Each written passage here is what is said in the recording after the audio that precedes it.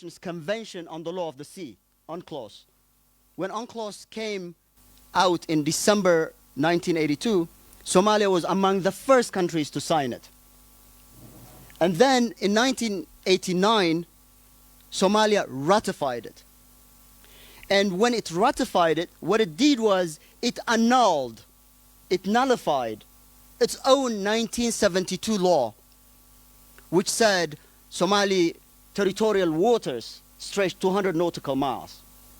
So that legal inconsistency was no more because Somalia's signing of UNCLOS and ratification of UNCLOS brought Somali law in consistency with international law. And that is some of the things that I say in my book. Thank you very much. I see that you are very generous with your knowledge, but I want you to be economic with time. Thank you very much. So I am going to take one person from this group, one person from this group, one person from this group, and one person from this group. And please, qof kasta magaciisa iyo meesha uu ka socdo ha sheego.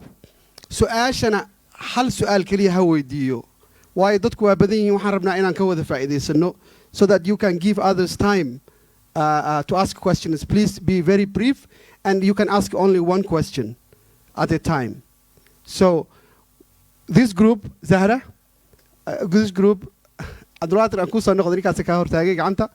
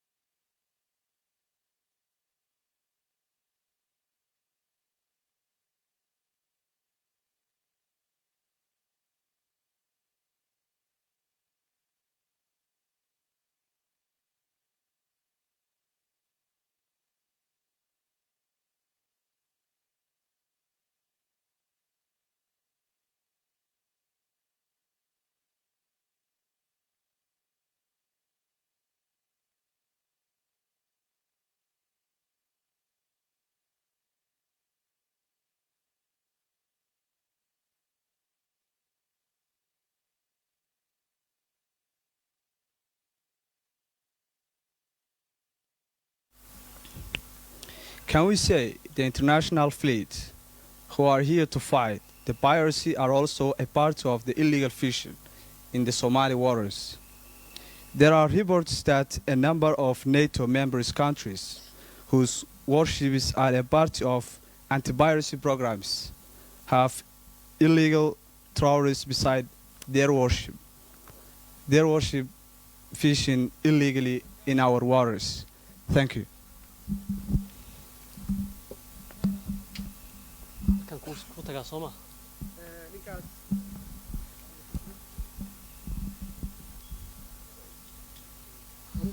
Bismillah. My name is Mohammed Adrous. I'm from Carlo Aid and Development Organization. My question is, as the doctor and the professor said, illegal trawling is a global phenomenon. And Somalia is one of the victims that suffers the illegal fishing.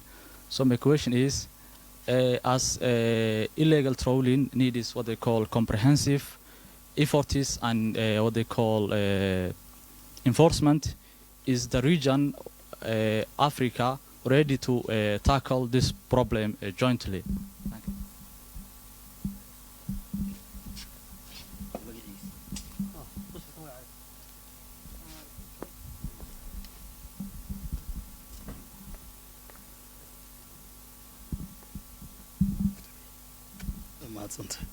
Thank you very much, Prof, for your insight and deep-rooted explanation, and actually with your research and concern over what is going on in our waters. My question here is, with the presence of the international and naval forces in our waters, patrolling and fighting piracy, or with the pretext of fighting piracy,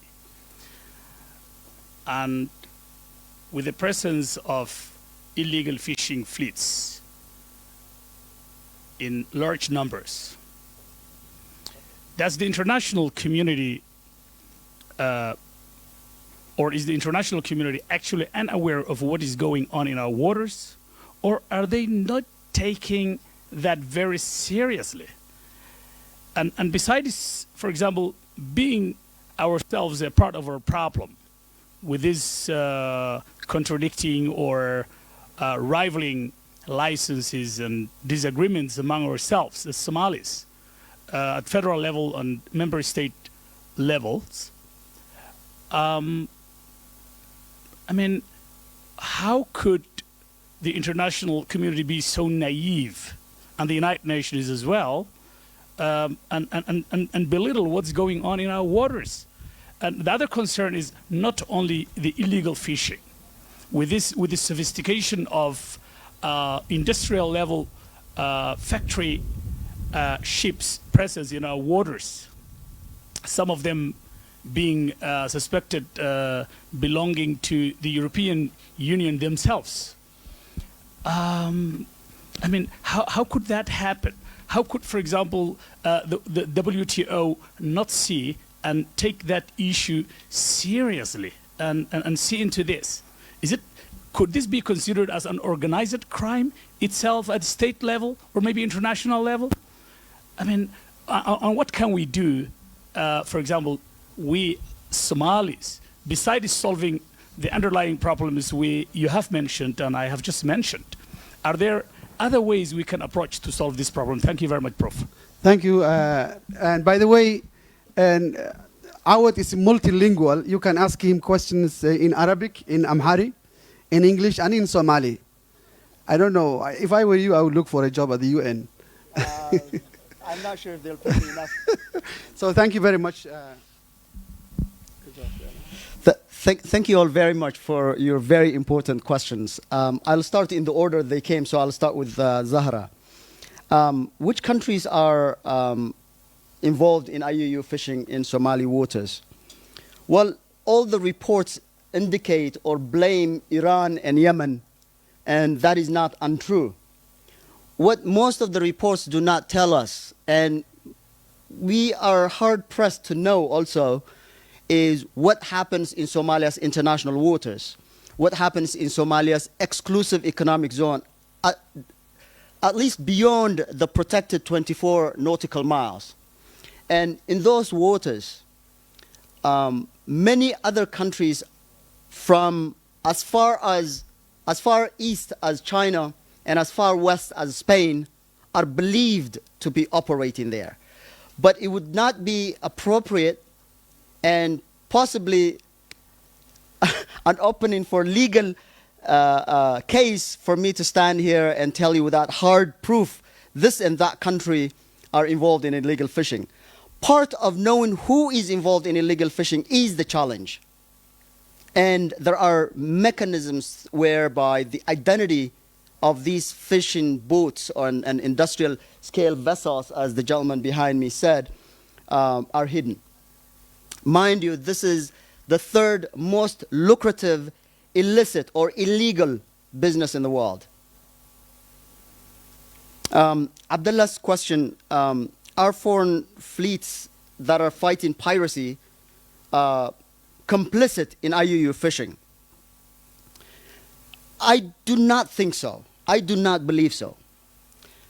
But the Somali community got the perception that they are for a number of reasons. Primarily, however, lack of adequate communication between the affected communities and the foreign navies. That is a principal gap. There was a principal gap, and probably still is, in communication between these two parties.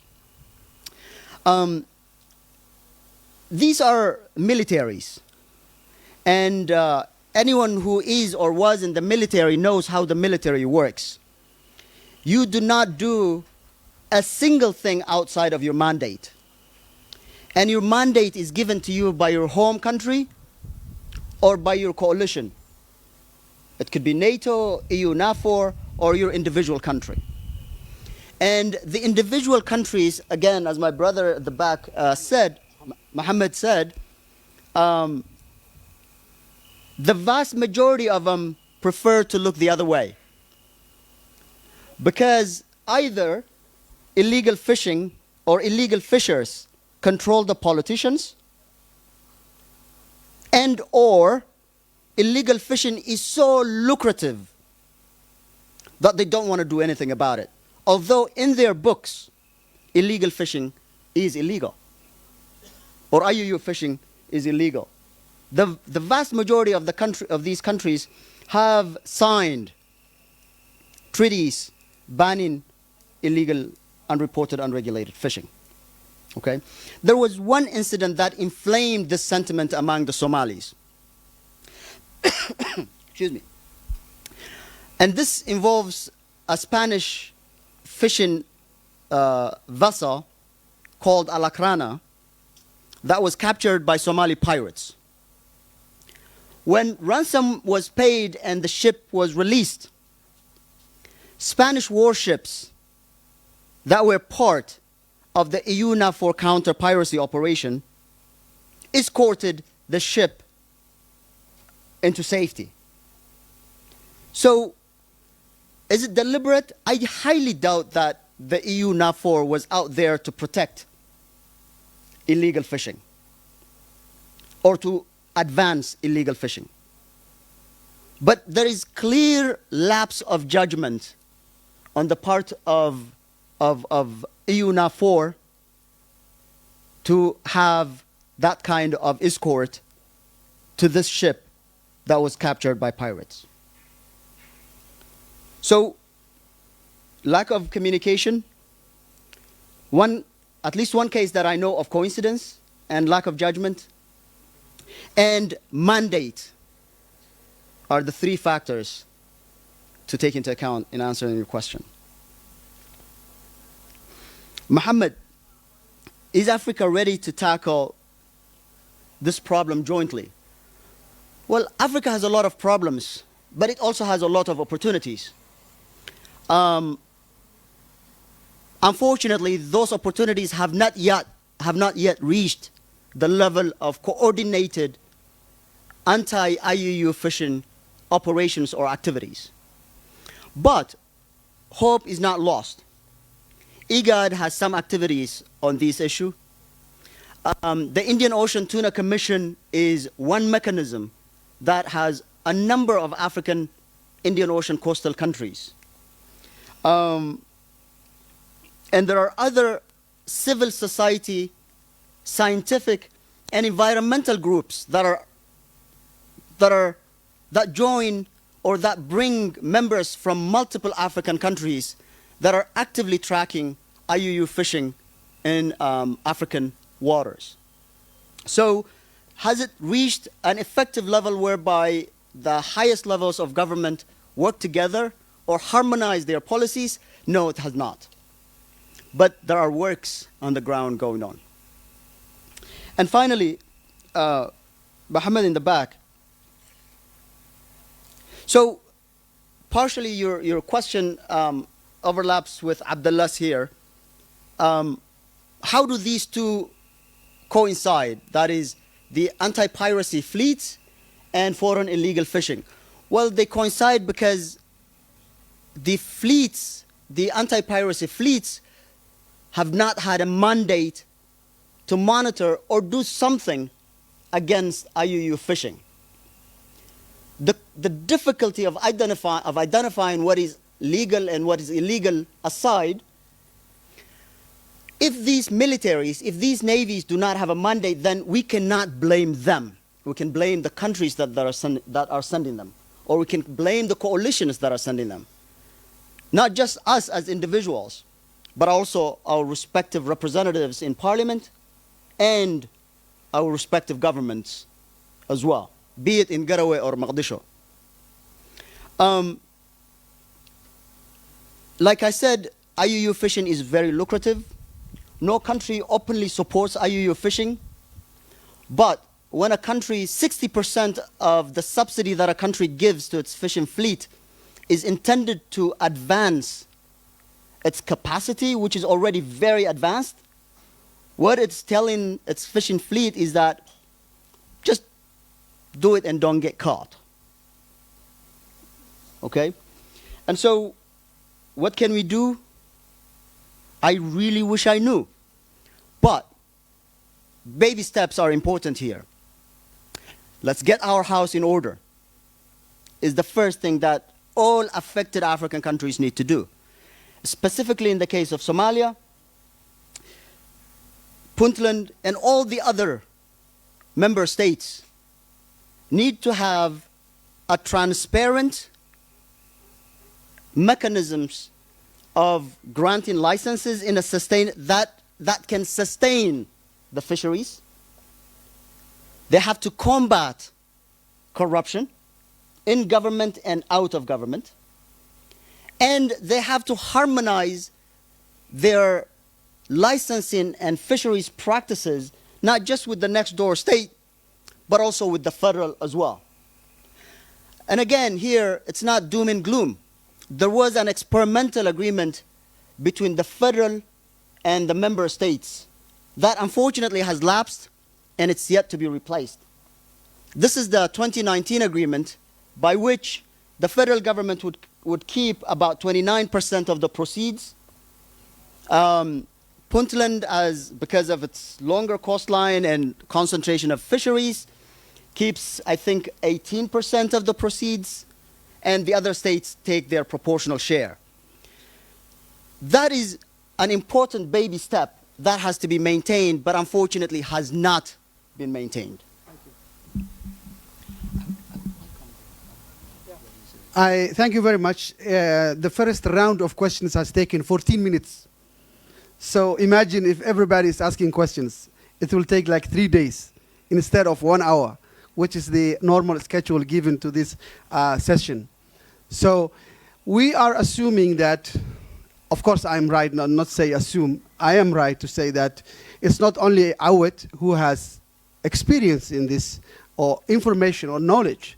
We have people from the academia, we have professors, we have intellectuals, we have people who can contribute to this. So we are not having a panel here, and it means that you can contribute if you have ideas, comments, recommendations, insight, you can share, and we'll give you, but please try to be very short and very brief so that we don't take long time.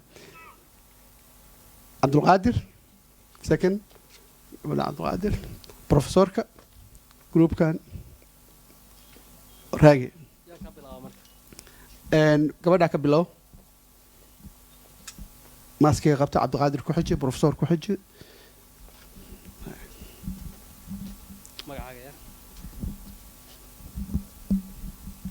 My name is Fatima Abdul Qadir from Shortai Institute. Thank you, Professor. Your lecture actually it was very powerful. Thank you. And after that, my question is, there is no doubt that we are facing a big problem of illegal fishing in our waters.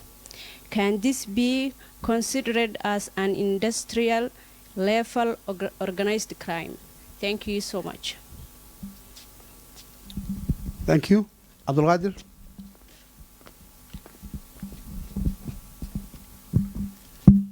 First of all, we thank very much the professor for his work which he has done on behalf of us, or on behalf of the Somalis. We thank also him for being the voice, or raising the voice of the Somali people towards this catastrophe. My question is that first of all, let me introduce myself. I'm Abdul Qadir Sheikh Mahmoud. I'm an independent researcher. Being a researcher, I know when you go to an issue, it's very difficult to get all the data, and to many other things can come into that. So my question is that illegal fishing, I hope you have written, as you have explained much, there is an issue related to illegal fishing, which is the dumping of toxic materials to our seas. It accompanies that issue. So during your and I don't blame you if you didn't write anything about this, because the issue is too large. But can you give us, have you met or have you gathered any data on this issue? And can you give us any information on the extent and the damaging level of this, of dumping toxic materials in our Thank you, Dr. Qadir. seas? Thank you very much. Professor Solopsi. بسم الله الرحمن الرحيم الحمد لله رب العالمين وصلى اللهم على سيدنا محمد وعلى آله وصحبه وسلم أجمعين. أما ذلك بدن أما سومالي كهلا وإنجليز كلا يقتل جماعة. كادونتو. يا بس إنجليز ما كهلا. هيا. عربي. كيف هات هذا؟ إذاكم هات هذا. وحين هذا في عربي كهذا بروفيسور. عارف كيف يصير في عن. تيم كان باعد صدي قبلها. كيف في عن. أوكي. And the problem. Thank you first, Mr. Awad, for Abdurrahman Ahmed Noor Sulub. Professor Sulub. And Marco Hore, first, thank you for coming here and giving this speech. I have a question, and maybe there's a comment, a little comment. The question is, why Africa? Why, where are and will be in the future Africa the victims? We are the victim, colonized by, for example, European colonizers. Then after that, collapsed, could not build great nations which can handle their countries, their resources, and everything. Why? What's the problem? We always count the problems, this and that. I think that my humble view is that leadership is our greatest problem. It's not maritime or illegal fishing. It is not only poverty. It is not. There are many problems. The major number one problem is leadership problem. Africa lacks to bring out the best leaders from their societies, which can handle all their problems. Thank you. Legacy.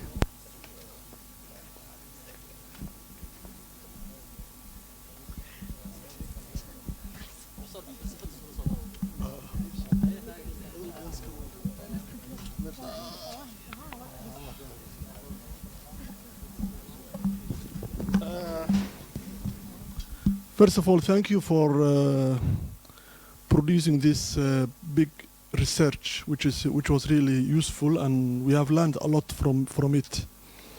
There was a novel written by an author called George Orwell. It's called 1984. All those, countries are competing for the resources of Africa. So there is no surprise that everyone in the world is coming to get hold of or grab whatever he or she can in African resources. So, and I reckon with Professor Sulub, it's all about leadership. My fellow government officials who are here now, I'm very sorry to say that whatever you have mentioned today about the corruption and the problem that you have identified about the illegal fishing, the root cause of that is the government who is issuing the license to these companies. When your capacity is very weak and you want to give license to companies who you cannot regulate, you cannot monitor, whatever they report, whatever they say that we have captured fishes or the method that they have captured, you will believe it because you don't have any method of verifying. So my perspective is, my point of view is, I don't like this figure that you have given. Federal government will get 29%, 18% Puntland.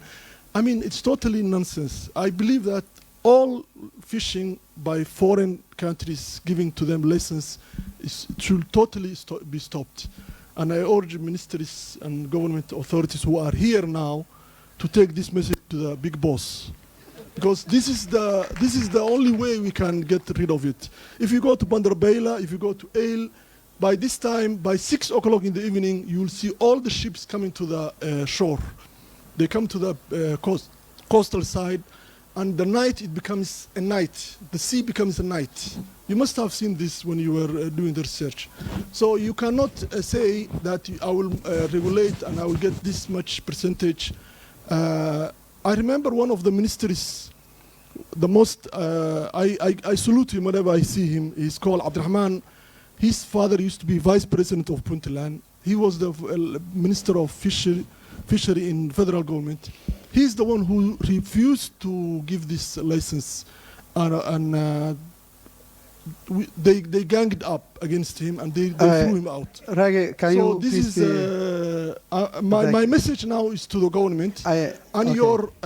yourself also to the only thing we can take from here is to totally stop it, and for Africa to have this countries coming together is something that was predicted in 1957. Thank you very much, Rage. I think that Rage made a more comment of a question than a question. So I'll give Rahman the question, and maybe we can have someone from the government or whoever to respond or give insight or feedback or comment on Rage's point. And okay, I'll give her next. Please. And well, thank you very much, and Dr. Awet, and for your presentation, and of course your insights from the book. And I think it's an interesting debate we have in here tonight. And it's not only happening in Somalia, but the other countries which are EU naval forces are operating are also having a similar discussions, such as Comoros, Seychelles, and Mauritius as well. We understand that the mandate and the scope of EU naval force or EU NAV extends beyond the Somali waters, but also covers 8,700 kilometers, which includes those countries like Seychelles and Mauritius. And the EU naval force or the EU NAV under the framework or with the framework of the European Common Defense Policy and the UN Security Council has been present since 2008 in the Somali waters. And no doubt they have provided an impressive work in curtailing the seas in the crimes of the sea.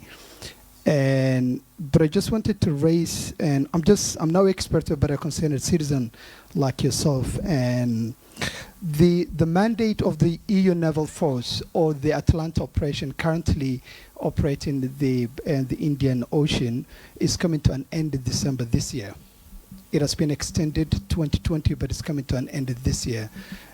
And in your analysis, and of course, and with respect to the changing dynamics, changing global dynamics, and also what's happening in the East European countries, Russia and Ukraine and so on, and also the soaring food prices, the staggering unemployment, and also the skyrocketing fuel prices here and also elsewhere in the country, the unemployment and the access to arms. Do you think that, or is it fair to say that piracy and illegal fishing, it's looming and it's something that's coming to reality very soon? Thank you. Thank you very much. And Maya, Urekan and Kachua, we'll take this first and then we'll go to the third round. Yeah? Maybe we can have somebody respond to Rage's comment.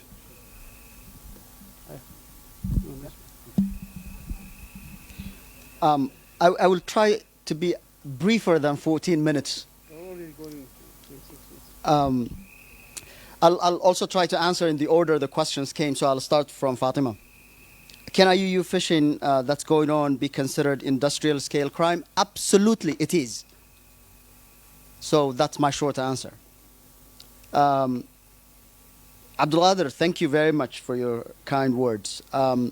Yes, I do talk about toxic waste dumping in my book, starting from page 23. But like illegal fishing, I talk about waste dumping as a global problem. And there are only few cases that are known in terms of illegal fishing. I mean, in terms of waste dumping in Somali waters. There are telltale signs, but not hard evidence. I have tried to track down so many individuals who knew, or who I was told knew, about where waste was buried inland but all led to a dead end. And unfortunately, interim President Ali Mahdi passed away before I could sit down with him to discuss that issue. But the extent of its global problem, let me give you, not that it's going to make you feel any less bitter, or waste dumping in Somalia to make it any less illegal and harmful, but that it's a truly global phenomenon by mentioning that in Italy, in southern provinces in Italy, places like Naples, the Italian mafia dumped so much waste in their own lands that the US naval base there had to carry out its own independent investigation into whether that was a healthy environment for it or not. And for years, Italian authorities were uncovering waste that was dumped in their own backyard. So if it happened in Italy, you can imagine where else it could happen.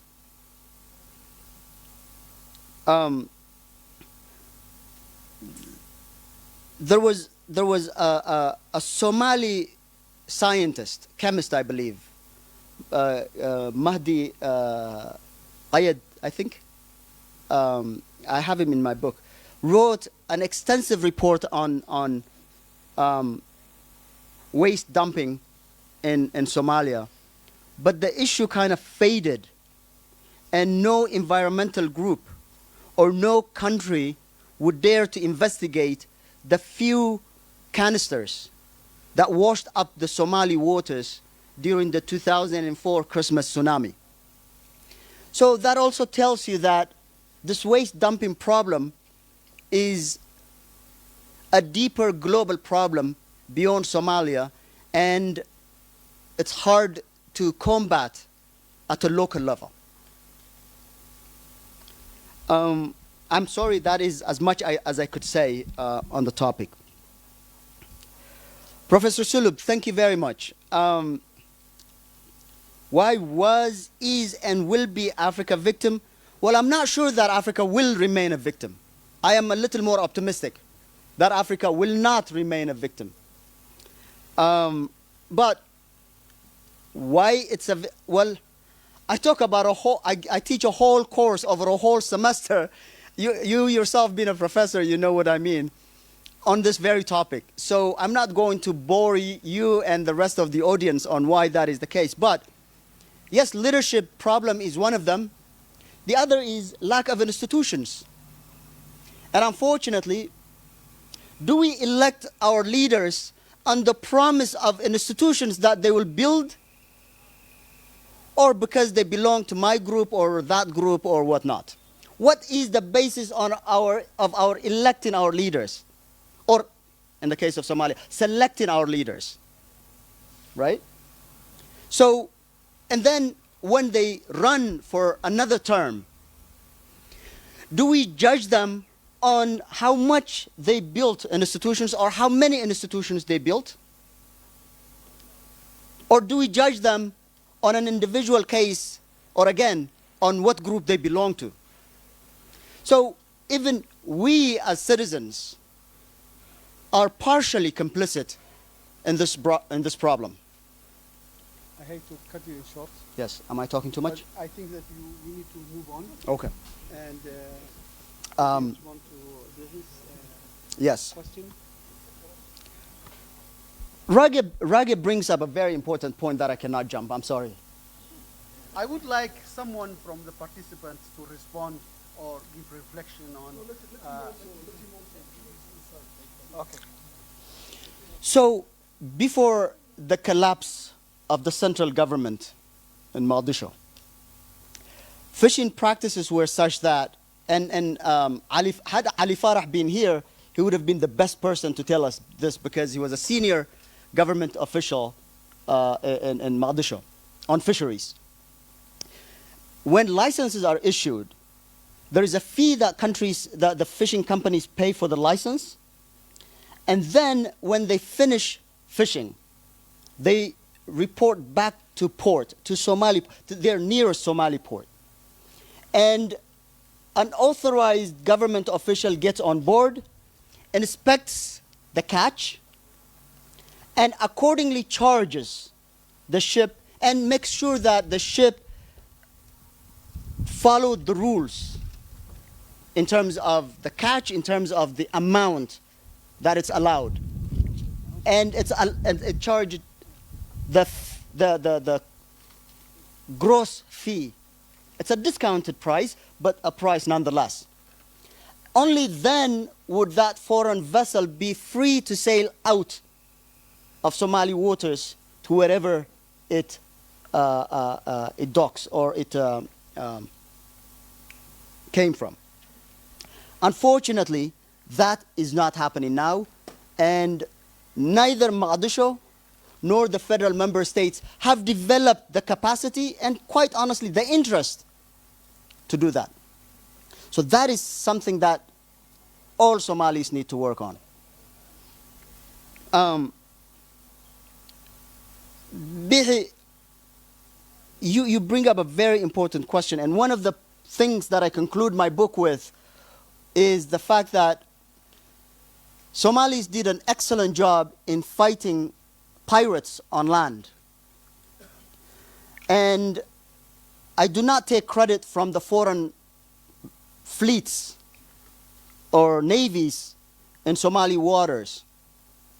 But their job was made so much easier by the work that Somalis did in coastal communities.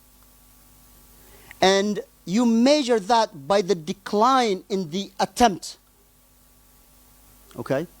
So there are different measurements. Where do you look at it from? From land or from the warship that's monitoring for piracy? The fact that there was sharp drop in these navies' interdiction or interruption of pirate operations shows you that the pirate missions that left the land were few to begin with. And that is due to Somalis' work on land. Okay? Now that Somalis have accomplished this, my book concludes, the international community needs to help Somalis fight IUU fishing in their waters.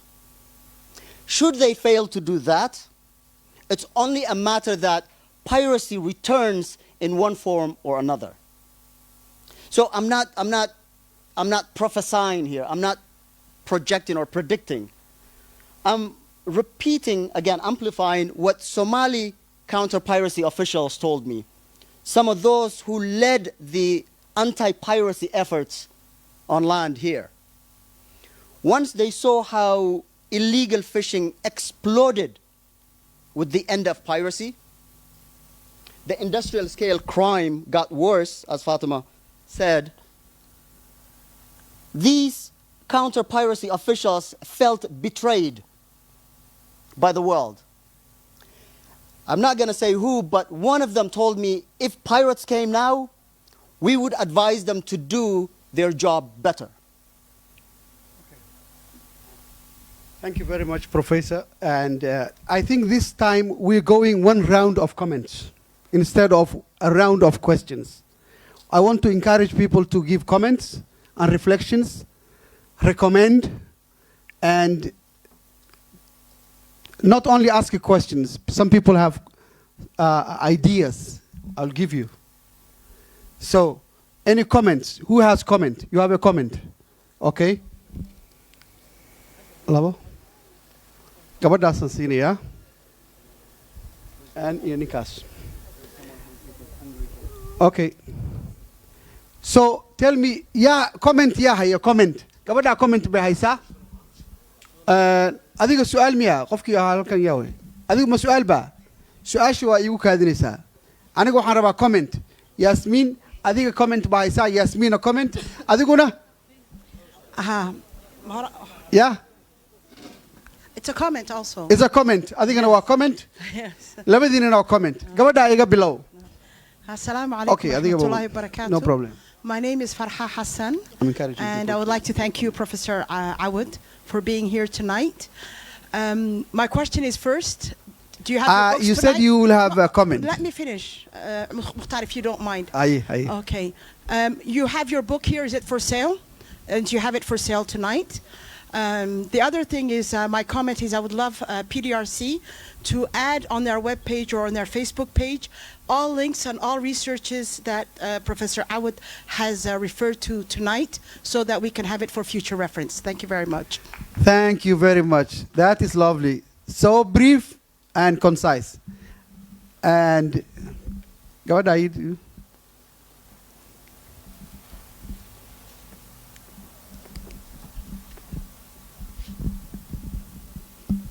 Assalamu alaikum wa rahmatullah.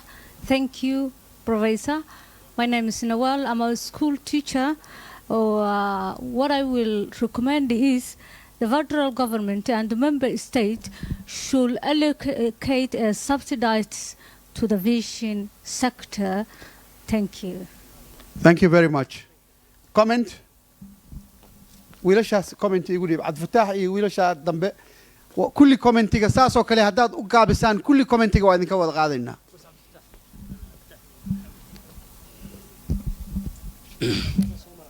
meesha ka socotidna sheeg magacaaga from Hogan Consulting Service. My comment is that the figure that you mentioned in your book that you said around $300 million, that was figure it was around 2012, 13 somewhere. But it has been changing for that one. Like I want to, a bit for that. And the second one that the virus, how it started. It wasn't a problem for us because first time, it was a problem created by a problem. Piracy, like 2008 somewhere, there was an imbalance. Everyone like happy feeling like safe country, everyone. But there was some illegal things that happen in our ocean, and the people that fisher people, have started to protect on their sea. Then it became another business. So I want to add before stating the piracy situation, just to mention in the introduction that how it is started. So because the people have to know that it came from the problem, like what happened in Nigeria in an oil system.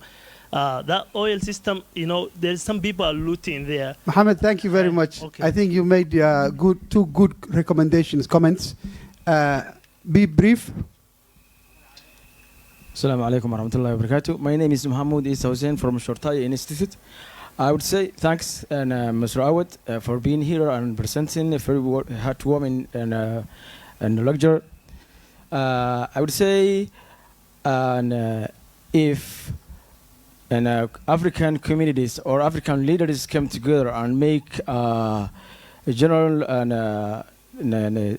rules and regulations to keep our seas or our properties that foreign people are looting. So I would say African leaders have to come together and talk about that issue. So, and I wanted to add a question I wanted to ask you before. Mohammed, you already made a comment, and the questions will be for a second round, fourth round. Bismillah ar-Rahman ar-Rahim. Alhamdulillah Rabbil Alameen. I will begin by appreciating PDRC for organizing this event, and I would like also to thank His Excellency Professor Awad. Short comment, illegal fishery, by saying illegal, it's all outlawed. I mean, it's not legal. That's Somali authorities, Somali federal government, and the member states as well. I hope several officials from Puntland government are in the attendance. I think we can take a legal measure against the states, companies, ships, boats, and individuals involved in illegal fisheries. Let us do that to protect our resource. Thank you very much. Thank you. Yasmin, Professor Hado Ankusiyo, comments can and wada marno. Can you please make the comment relevant and practical, not philosophical? This has to be relevant and practical. Yeah? And of course, brief. waxaad siisaa Yasmin. Bismillah. Assalamu alaikum wa rahmatullahi wa barakatuh. My question for the, thank you so much, Professor, by the way, for doing this. My question is going to be very different from the rest. It's a question, by the way, sorry, it's not a comment. You are stealing the... Yeah, I have to steal because you are kind of very dictatorial in a way. Thank you. So my question for you, Professor Awet, is I'm very much interested in the backstory. Why were you interested in doing research in Somalia in particular? The process of your book from one writer to another. I'm also a writer, so I'm very much interested in knowing what was the process, how long did it take you, and the research you did was immense and really needed, and it's amazing that somebody who's not a Somali did this research. So I'm very much interested in why, the reason behind it. Thank you. Thank you, Professor Abdi Nasir, Dr. Abdi Nasir. Dr. Abdi Nasir. بسم الله الرحمن الرحيم الحمد لله رب العالمين والصلاة والسلام على رسول صلى الله عليه وسلم. I will change the language إن شاء الله. I will speak Arabic. ما دام تعرف اللغة العربية. حتى الآن موت اللغة العربية. وناس يعرفون الناس تتكلم باللغة العربية. أعطيك معلومة بخصوص علي مهدي. أنا قابلت علي مهدي في القاهرة. وعملت انترفيو حول النفايات. علي مهدي waxaan ku arkay wiil Qaahira interview waa ka qaaday. معلومات لا ترجمة. يفهمون جامعة الدول العربية كلها ما عليك يعني. قابلت علي مهدي في القاهرة وناقشت حول هذا الموضوع في نفايات في الصومال. وسألته عدة أسئلة لكنه أنكر كومبليت يعني قال أنا ما لي أي علاقة بسماح النفايات في أرض الصومال. فافتكر أن هذه المعلومة تفيدك يعني في المستقبل لأنه الآن توفي ونقول رحمة الله تعالى عليه والسلام عليكم ورحمة الله وبركاته. I think that's a more comment than a question, and may Allah be pleased with him. Team ka dhan si comments ka dadka qabo dhan si dhalinyaradaas aan aqoontooda iyo fikradooda ka faa'iideysano. Ha gudbin dhalinyaradaas si nimanka ka dambeeyana si ninka gadaashaada joogana si. And for me, I have a comment, which is pretty much close to what Raga said, which is the illegal fishing that you mentioned is solicited by the FMS and the FGS. And he was asking about some members of the ministries are here, but I would say some of the parliamentarians are also here. So the balance of power is not because of the only ministries, but I would like to hear from the parliamentarians what they think of the allegations about yeah, we have actually a member of the National Resource Committee, so probably I would like to put him on spot if he can say something about what's happening with Puntland, what's happening at federal level. Are there do they have done any investigations, what they have found? It will be really nice to hear that. So with him we close the comment session and we go back to questions. So Honorable MP, please take the phone and try to be very brief and to the point. Assalamu alaikum wa rahmatullahi wa barakatuh. Damantimba. Mr. Gabriel Michael, thank you very much for the information you have provided so far. Gabriel Weldon. Weldon Michael, okay. Now, you have to put me on the spot here. Having said that, there is a Somali proverb that says, rough translation, Professor, you might help. Maybe it's like every sheep is slaughtered at the altar it places itself, or it finds itself. So we can shed cries all day, but the point is we are responsible about what's happening to us.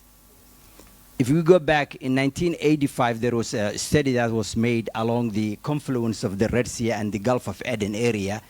Anyway, starting from Las Qoray all the way to Gra'ad, and the estimation was about $500 million at that time could have been harvested without damaging the environment. And imagine now, and Puntland is located in that area. So we don't have finances, we don't have this. By simply protecting that area, we could harvest maybe, make a value of like several $100 million. But we are not doing it. The government is issuing license that are about $20,000 they are taking, issuing license, and there is no one who is supervising how much is the catch and what is the cost of the catch. So it's our responsibility. In a matter of, I tell you, and I assure you of that, in 2010, the Puntland Maritime Force was established in Puntland during the reign of Dr. Farole. And the objective was, at that time, against piracy, but at the same time, to protect the coast, especially on Puntland coast, where the plan was that specific areas along the coastal area, there will be long-range airplanes, small ones, that can protect. And also electronically, every ship could be, they could place a tracking system, a GPS system, where they will know which ship has right to fish and which doesn't. But people are not thinking about that. The money we are losing is hundreds of millions of dollars per year, while by investing only about 5 million, we could save all of that. So who are we blaming? The government are men, and if these men, we don't protect ourselves from them, they are gonna eat our flesh.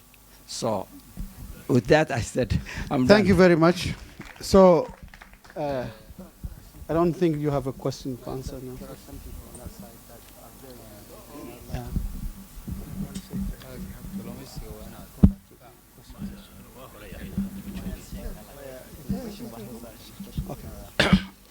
Bismillah ar-Rahman ar-Rahim.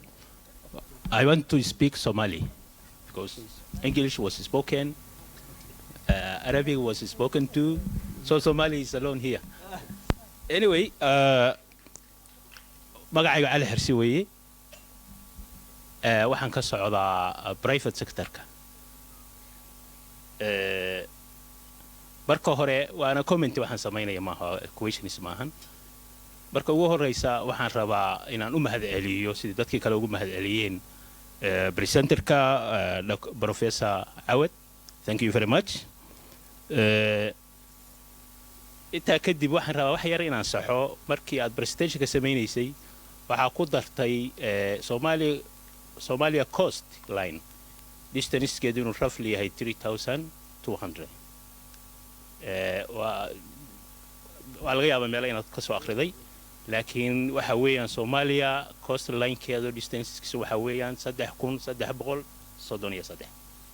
haddii waxaan jirin lagu celceliyo hadhow wuxuu noqonayaa intaasaan uga jeedaa yartaa. midda kale illegal fishing-ka Somalia waa problem weyn waaye oo sidaad sheegtay waa sax, laakiin mushkilo kala jirta iyadana oo illegal dadku aysan u fahansanayn inay tahay fishing siiba authorities-ka jira. waxa weeyaan mataloo kale maamulada jira laysanay bixiyaan kalluumaysi, laysankaas ma dabagalaan mana ku hubiyaan in laysanka ay bixiyeen marka hore inuu waafaqsan yahay nidaamka kalluumaysiga ee dalka u yaalay horay iyo gadaalba u yaalay.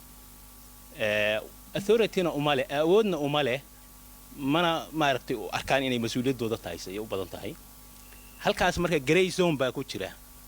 maxaa magacyo loo bixinayaa? laysan buu wataa qofkani, caadi buu u yimid authority-ga meesha joogay, waxay siiyeen laysan siduu doon u yaalay, iyaguna kuma supervise karayn. marka business-ka noocaasa magacaynu siinayno inaynu garanno waa fiicnaan lahayd oo siiba researcher-ka waxaan oran lahaa bal magac u raadi magac ku habboon u raadi.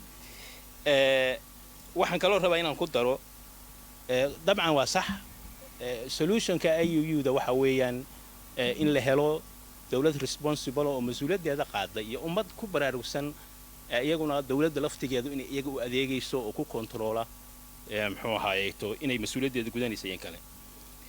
laakiin مثل كل الدولة ده هنشري هدير أو ليلا هذا FMS ده هي الدولة ده دحى competition ما كدحى قالوا والله وحي سي إني رايد أقول هذا هاي إني ليس بحس سفي عن شرع وكلا قيح يعني متر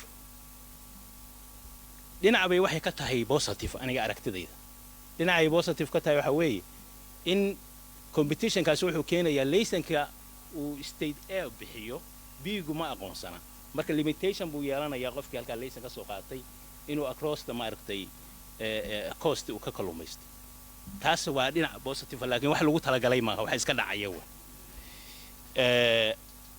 marka anigu waxaan ka shaqayn jiray wasaaradda kalluumaysiga Soomaaliya Puntland sorry long time ago na waxaan lahaa xoogaa background oo academically fishing ka la xiriira marka waxaas laga hadlayo fishing laga hadlayo iyo illegal fishing dadkanu mas'uuliyadda inaga saaran dhulka iyo bariga iyo sida loo isticmaalayo mas'uuliyadda inaga saaran badda oo ka weyn hadda Puntland oo kale marka la eego half of 3333 Puntland baa kale imgaraysa inay tahay costigeeda sorry costigeeda inay waa la maqlayo cod yar xooga maamuleyna marka la isku celceliyo hadaa ku dhufatid 200 oo nautical mile hadaa ku dhufatid oo cc sandka from the coastline way ka weyn tahay Puntland badkeeda way ka weyn Soomaaliya waana ka dhib badan tahay accesskeeda iyo si loo controlo marka that's a big challenge aysan sahlanayn in la controlo in xitaa la isku dayaahay wax badan maaragtay oo tabarihi ma jirto oo wax ka qaban karta arintaas marka that maaragtay dilemma even haddii ay good ay leeyihiin maaragtay niyad sami maamulka jiraahay wax capacity uu leeyahay oo inuu wax ka qabto ma jirto oo ku salaamay rondiga ma soo dhamaaday mise waa wadnaa one more time wasaaradda kalluumaysiga ha hadday dhowr mar baa idin weydiiyey ma ogtahay gabadha IC aye markaa kadib gabadha IC wad ku dhaqso comment ama su'aal miyaa qabtaa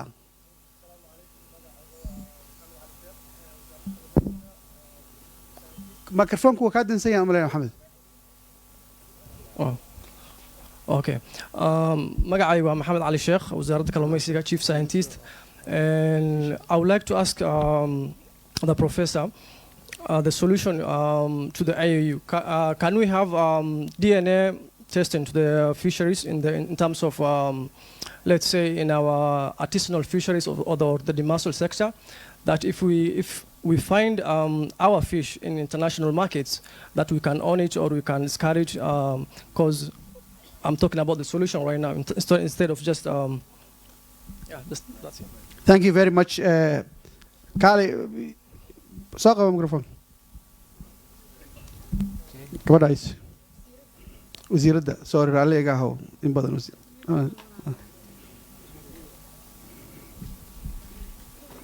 First of all, and thank you so much, and PDRC for organizing such a beautiful and useful event. And thank you, Howard, for coming and share with us your idea and the research you have read. I just want to answer only one question. My brother, Rage, asked the government. Rage mentioned that the corruption for the illegal fishing, the reason behind that is the government. I want to say only one thing. Rage, you mentioned one thing. We need a proof, not only talk. We need a proof for documents, touchable documents. And I hope that the Minister of Fishery and Marine Resource to attend this meeting, but unfortunately, he's not here. Puntland government has a policy and a rule for a prevention and also for the punishment for everyone performing such kind actions. We know illegal fishing occurs all in Africa, not only in Somalia. The responsibility for prevention of illegal fishing, not only by the government, but also the citizens are part of it. So we need everyone to take his or her role. And I hope, Braga, you will send me the documents and you will meet the Minister of Fishery Thank and you very Marine much. Resource. Thank you so Thank you much. very much. Ninka dhalinyarada ay sii su'aasha uu qabo. بسم الله الرحمن الرحيم السلام عليكم ورحمة الله وبركاته دمان kasoo qaybgalayaasha Sayyid Al Abdi is my name and let me say thank you so much for your research. Research is one of the most precious contribution to our nations and abroad as well. So thank you so much. My question is that it's about license.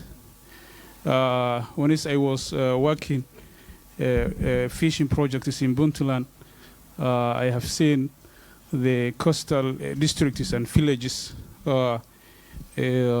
offices under the Puntland Minister of Fisheries who provide license to the foreign fisheries. So my question is that, according to your findings of your research, is there any foreign fisheries who have a license? If so, who are they? That's my question. The other comment that I have is that the illegal foreign fisheries, they are not only looters of our resource, but they also destroy our fishing net and equipment of the local fisheries. So that is the comments I have seen. Thank you very much. The information I have seen during the emission. Thank you so much. Okay, thank you very much. I think we have got 2 minutes more, so I'll give Sulub and then I'll give you. How many questions do you have to answer? A few, yes. And okay. 1, 2, 3.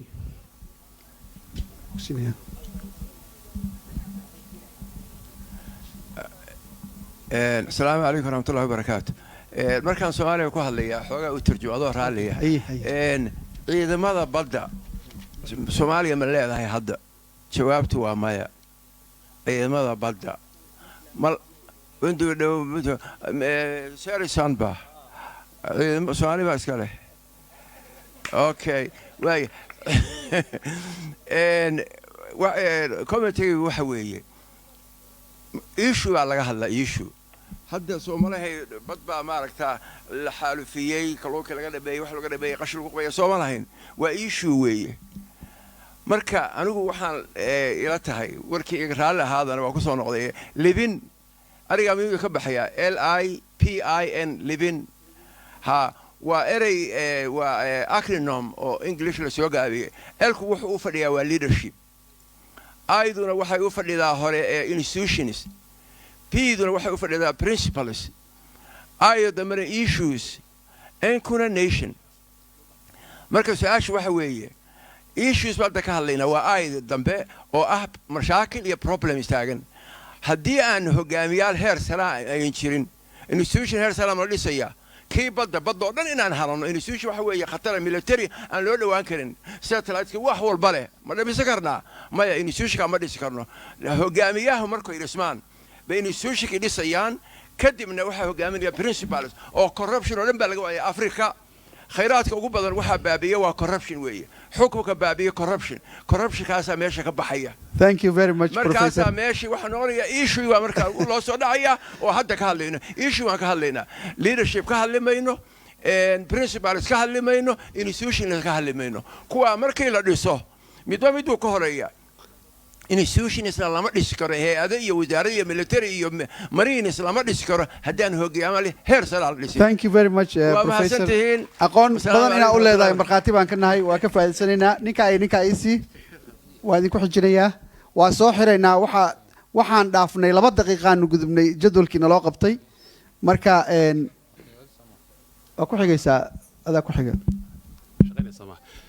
Assalamu alaikum warahmatullahi wabarakatuh. Firstly, thank you very much, Professor, for coming all the way from Canada to present your case, which is really an important issue. That's number one. And also, thank you very much for PDRC for organizing this event. This was hot potatoes. I have written an article a few days ago about this. And let me also remind you that this is not the first time PDRC talks about this case. Late Mohammed Abshir Waldo has said a lot about this. I have written an article, so he was the only guy who has exclusively written about this case. If you refer, you can see Democracy Now! TV. He has presented even interviews to amplify that case. So, although questions have been stopped, but I would also like to. You can ask one question, that, but you already made a comment. Yeah, and I have more. So your name and your institution. My name is Ahmed. I'm one of the humanitarian workers working here in Puntland, but I would rather not mention which organization, and I'm not speaking for anyone. I'm just speaking on my behalf. Okay. So the question is to follow that path of amplifying this case. I would really, could you please give us recommendations to continue amplifying this case, because this needs more attention, and it is, as I said, hot potatoes. No one wants to talk about this. We see even some people are overreacting.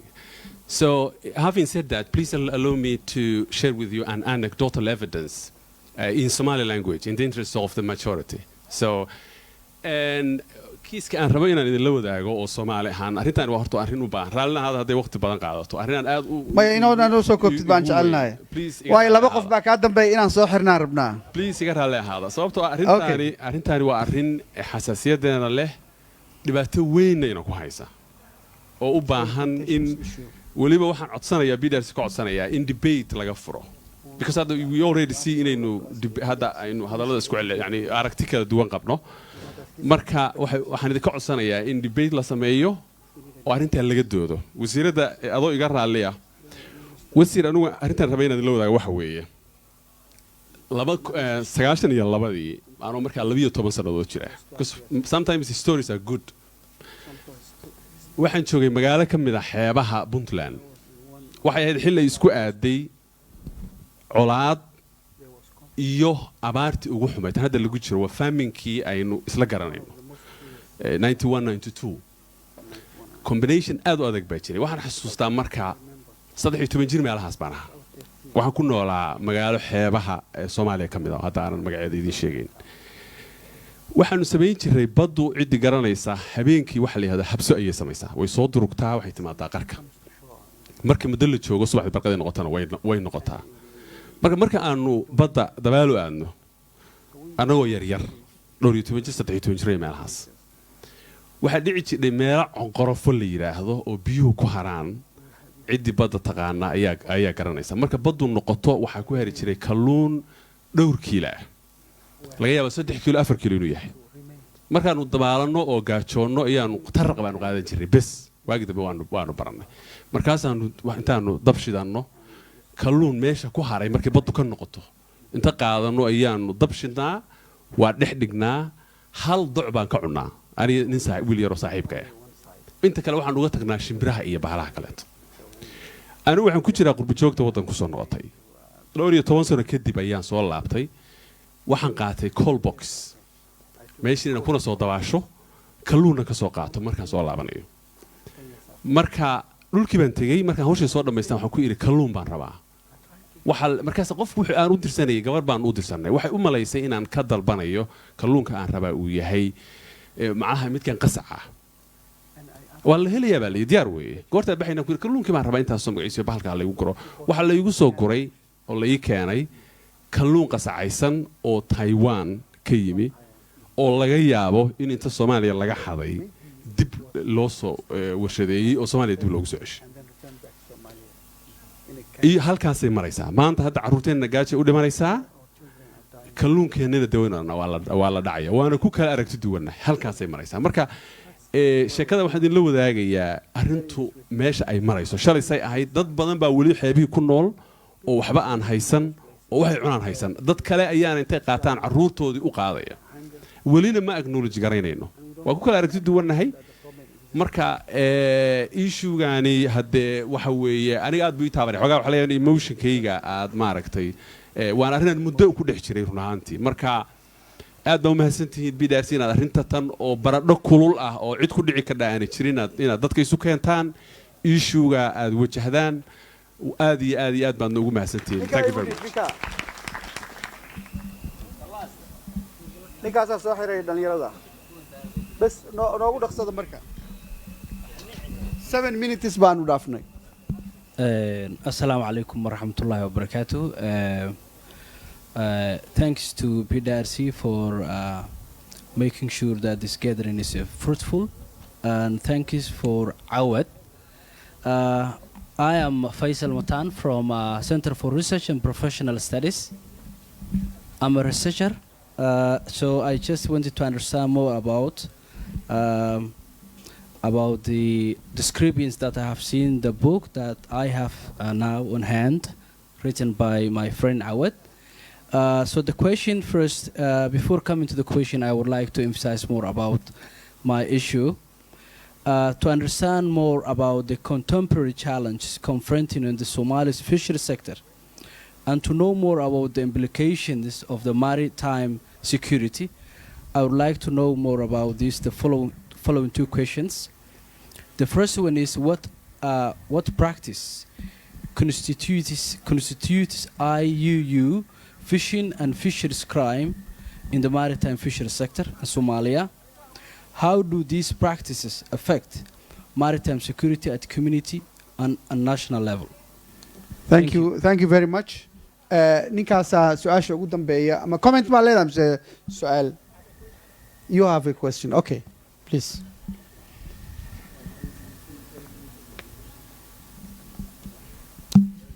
And Assalamu alaikum. I'm a you from Shortai Institute. From my question is,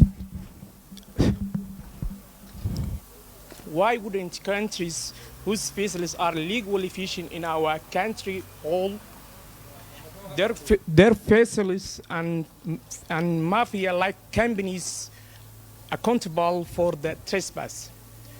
Thank you for the unique speech, Professor. Thank you very much. Thank you. Halkaas raalli iga ahaada waqtigiina waa nahayaa and ninkaana su'aalaha inuu ka jawaabaa la rabaa waqtigeennina waxaan ku darsanay 10 daqiiqo xoogaa dadku waxaan jeclaan lahayn marka halka inaan ku soo koobno. Can you please respond to these questions and give reflections, then we can close them. Yes, first of all, دكتور عبد الناصر شكرا جزيلا لمكالمتك وأنا آسف لو let me switch to English, sorry. I understood you perfectly, thank you very much. And I have to if I sounded like interim President Ali Mahdi was implicated, let me correct myself. I am not saying Ali Mahdi was implicated, but reports were that in 1991, 1992, some waste dumping was done in Somali territory, land or water. So, and I met interim President Ali Mahdi in Nairobi, and I told him specifically that I wanted to talk to him about the waste dumping allegations. He gave me his phone number. So it's not like I was hiding it from him, but if I sounded like I was accusing him and he is a long dead person, that would be morally wrong, although historically it's a fair issue to raise and to analyze. And on that occasion I say, may he rest in peace. There were several very important questions, but I will only answer. Farha is not here. The book is not here for sale. I did not intend to come. This was an unplanned trip. Had I known that I would be giving such a talk and the talk would be attended by such an amazing audience, I would have brought some copies, so I'm sorry I don't have those copies. You can share with us the link where we can download the soft copy version. Yes, and the resources that Farha asked, I will be happy to share them with PDRC. Maybe we can embed it in PDRC's website. Yes, absolutely. And I would really like to thank the honorable parliamentarian, Your Excellency, the Minister, and all of you for your questions, for your challenges, for the corrections. Yes, thank you very much. I really appreciate this, and how I wish we had more time so I could be more corrected and more educated. A very important question that Muhammad Ali Sheikh asked: can we develop DNA testing? Actually, some scientists, and mind you, this issue is a global issue, and there are many activists, environmentalists, and scientists working on it around the world. So anyone working on that in Somalia should not feel alone. And so Spanish scientists in Barcelona, some 8 years ago, came up with a DNA tracing mechanism to identify where fish are coming, so that they can ascertain the legality or illegality of its acquisition or its catch. I see two problems with that. As innovative and as important as that discovery is and was and is. One, for highly migratory fish like tuna, how can you be sure that this tuna was caught in these waters or those waters when tuna is known to be highly migratory?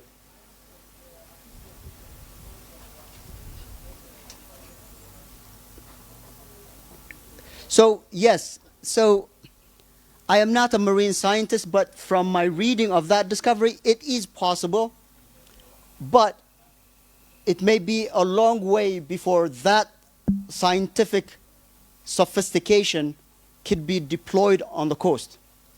But there are tangible, concrete, easy to touch, easy to see mechanisms of ascertaining who is doing what where, and we are failing to do that. So that scientific discovery would be very important if we get it. Faisal asked a very important question that is missing in my book, but if you look at the footnote of my book, I state with which definition of FAO I accept as definitions of IUU fishing. So in this context, and in the interest of the audience, illegal is considered illegal, unreported, unregulated fishing. Illegal is considered a practice that is done in violation of local and international law, whatever that law may be. That countries, the international community has international law on acceptable standards of fisheries, the Basel Convention. And then individual countries also have laws and regulations on fisheries, including occasionally countries develop protected zones in order to rehabilitate their environment. So any fishing that happens in violation of these are regarded illegal.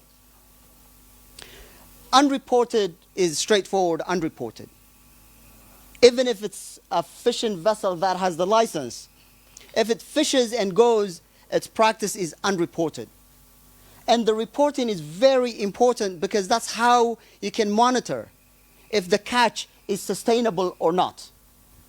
And if in the process of, say, for example, catching tuna or other crustaceans, there are too many bycatch that would deteriorate the biodiversity of a specific fishing area.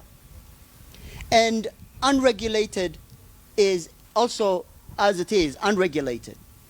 Because when a fishing company or fishing vessel comes to fish in some waters, it's not just given a free or blank check to do whatever it wants. There are requirements in terms of what techniques it can use, what equipments it can use, how long and how much time it can fish. So if it violates one or any of these regulations, and I don't want to give you a specific formula because they are different from one region to another, that would make it unregulated. I think with that I should stop. Yasmin, I would be most excited to talk about my research, why I came to study this, and how much hard work, how much pain it was. I would talk about that the whole night. but we're running out of time. So I would like to thank you from the bottom of my heart for coming, Your Excellencies, ladies and gentlemen. Thank you. I think that we'll try to embed the link to the professor's book, this book, in our website, pdrcsomalia.org. And I can say that if fish and lobster were given a chance to talk at this PDRC Talks, they would really thank you. And thank you very much, everybody, for attending this session. I know people are tired and everybody wants to go home. There are still some refreshment, so you can grab it on the way. I would like to call Abdikrin so he can take over. Maybe say the closing remark. I don't know the formality. Wrap it up. It's wrapped up. Thank you very much.